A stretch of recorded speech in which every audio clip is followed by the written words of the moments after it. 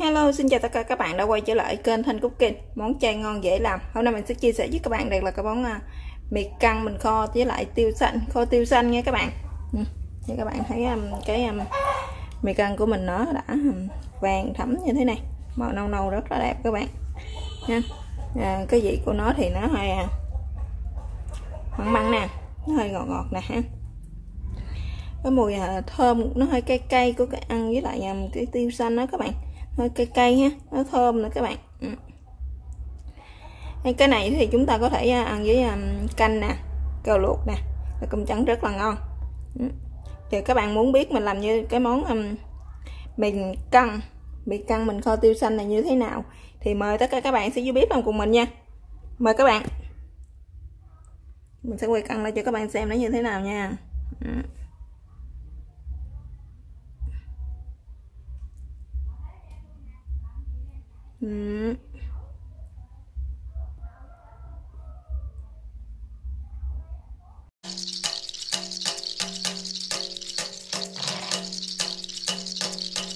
Các bạn, đây là những cái nguyên liệu để chúng ta làm cái món mì căng mình kho tiêu xanh ha. Các bạn, trước tiên thì mình sẽ có đây là 3 cây mì căng này các bạn. Kế tiếp thì mình sẽ có 4 cái củ hành tím ha. Gia vị tiếp theo thì mình sẽ có đây là nước mắm chai nè, tiêu xanh với ớt các bạn, đường, bột ngọt, đây là tương cà ha, và đây là chai tương ớt. Bây giờ mời các bạn sẽ vô bếp làm cùng mình nha.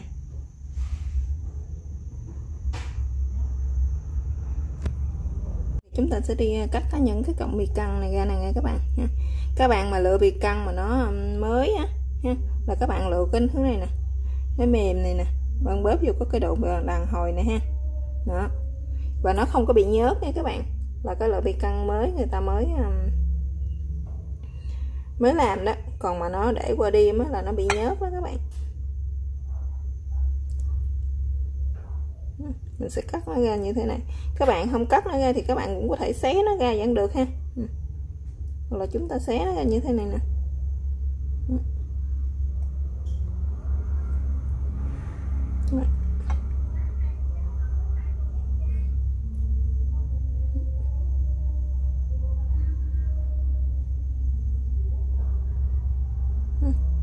Các bạn làm như vậy cho đến hết cái phần mì căng của mình nha. Mì căng mình đã bây giờ thì mì căng mình đã xé nó xong hết như thế này nè các bạn. Bắt đầu mình sẽ đem đi chiên sơ nó nha. Chảo lên trên bếp ha, để cho chảo mình nó nóng thì chúng ta sẽ cho dầu vô nha.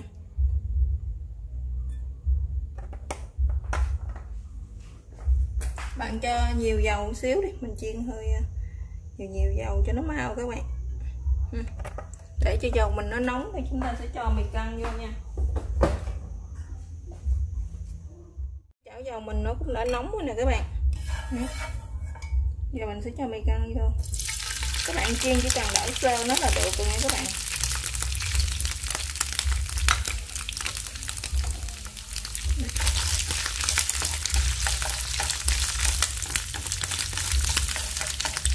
Cho nó hơi vàng vàng là được rồi đó các bạn, không cần mình phải chiên cho nó quá vàng nữa ha.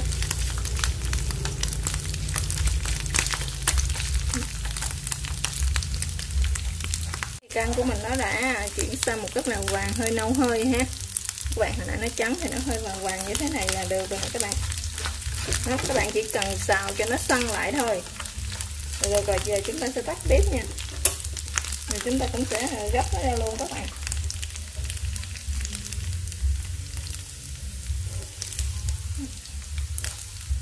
Các bạn gấp hết nó ra nha. Thì chúng ta đã làm xong chiên xong cái phần mì căng ha. Bây giờ chúng ta sẽ sắc hành nha các bạn.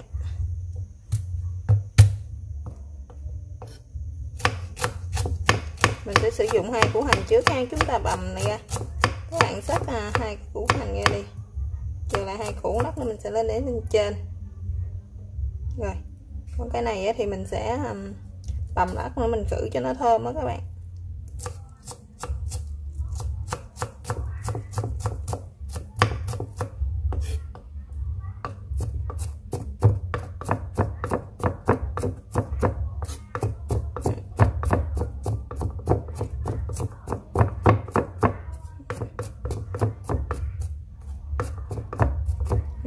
giờ mình đã bầm cái phần này xong.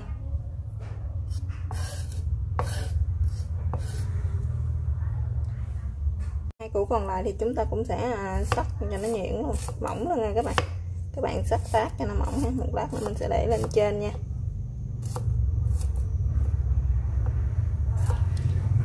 Gia đình của các bạn nào mà thuần chay không có sử dụng được hành với tỏi thì các bạn có thể thay thế bằng hành boro nha.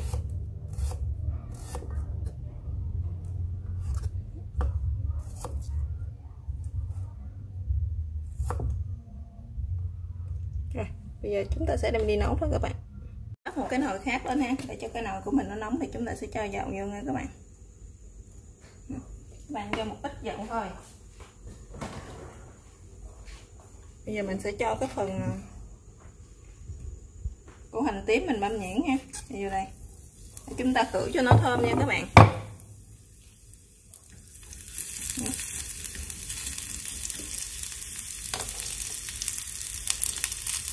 Và đây là những cái chùm tiêu xanh nè. Bây giờ mình cũng sẽ thả nó vô lên luôn để mình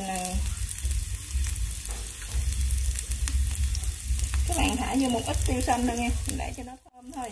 Để một lát nữa mình sẽ để lên trên, mình khử cho cái tiêu này nó thơm đó các bạn.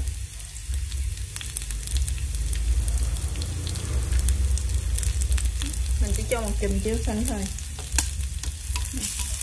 Giờ hành của mình nó đã thơm rồi nè, các bạn để lửa nhỏ thì nhỏ ha.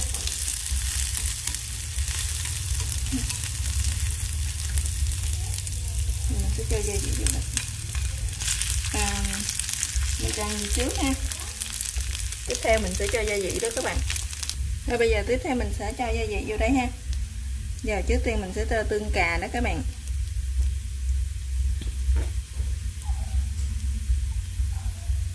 Một muỗng dung tương cà nha. Tương cà thì chúng ta chủ yếu là chúng ta tương cà với tương ớt thì chủ yếu chúng ta để vô đây tạo cho cái màu nó đẹp hơn nha các bạn. Tương ớt mình cũng cho một muỗng dung luôn. Kế tiếp thì mình sẽ cho nước mắm các bạn, nước mắm chai nha.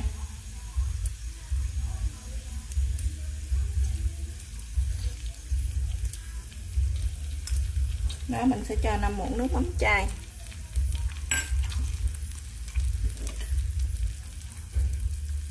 Kế tiếp sẽ là đường ha. Mình sẽ cho 2 muỗng lưng đường các bạn. Và một xíu bột ngọt thôi nha. Giờ chúng ta sẽ trộn nó lên.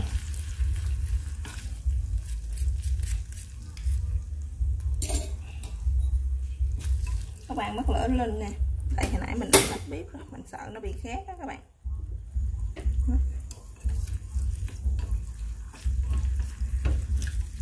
Bây giờ mình sẽ trộn đều nó lên nha. Các bạn xào như thế này để phần mì căng của mình nó thấm gia vị vô nha các bạn.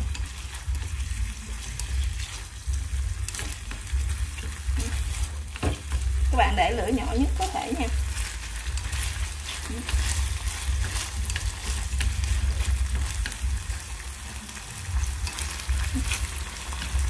Rồi bây giờ thì các bạn để cho nó khô nước ha, đút cho nó ráo nước cho nó gia vị nó thấm vô trong mì căng của mình là được nha. Nếu các bạn muốn cái màu nó đỏ đẹp hơn thì chúng ta có thể cho thêm một xíu ít nước tương. Bây giờ mình sẽ cho thêm đây một ít nước tương nha các bạn.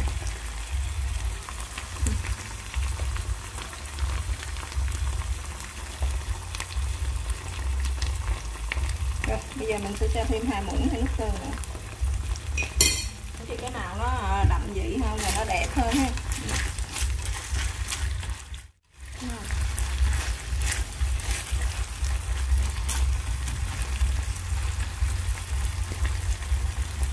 Thì các bạn kho cho nó rút khô nước ha, và các bạn nêm lại coi nó vừa ăn hay chưa nha. Khô rồi nè các bạn, nó đã khô bớt nước, giờ mình sẽ rải thêm một ít tiêu xanh nữa nha. Các bạn những cái chùm tiêu xanh thì các bạn đãi nó ra. Rồi các bạn kho thêm một xíu nữa cho cái phần tiêu của mình nó chín nha các bạn. Chỉ cần kho thêm khoảng 3 phút nữa là được rồi.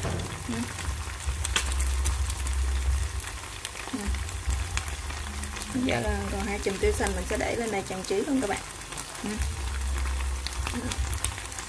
Một ớt ha, để mình nêm lại coi nó vừa ăn hay chưa nha các bạn. Như vậy thì khẩu vị gia đình mình đã vừa, còn khẩu vị gia đình các bạn như thế nào thì các bạn có thể gia giảm gia vị theo tùy ý của mỗi gia đình ha. Bây giờ cái đến đây thì cái món mì căng mình kho tiêu xanh thì giờ nó đã hoàn thành rồi đó các bạn. Cảm ơn các bạn đã theo dõi video của mình. Chào các bạn và hẹn gặp lại các bạn trong các video tiếp theo ha. Cuối cùng thì chúng ta sẽ cho một ít củ hành mình sắc lá hồi nãy đó các bạn. Bây giờ cuối cùng thì mình sẽ cho nó lên.